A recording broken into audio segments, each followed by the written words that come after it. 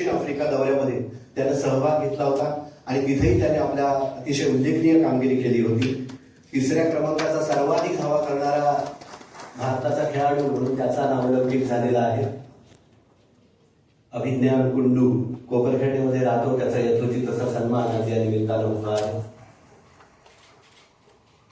त्याचे प्रशिक्षक चेतन जाधव जे टाइमशीट स्वतः खेळलेले आहेत आणि विशेषत्वानं सचिन तेंडुलकर, विनोद कांबळेजींचे प्रशिक्षक रमाकांत आचरेकर यांच्याकडून क्रिकेटचं प्रशिक्षण त्यांनी घेतलेलं आहे. अशा चेतन जाधव यांना देखील या ठिकाणी सन्मानित करण्यात येत आहे.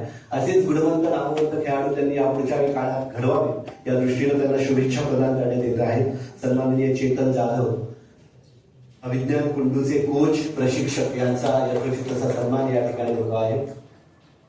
2026 मध्ये त्यांचे 3 खेळाडू विश्वचषकात खेळले हे एक विशेष.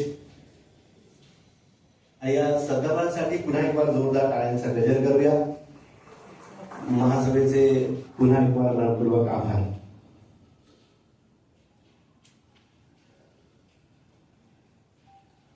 त्याच्या आई विनीता प्राध्यापिका होत्या.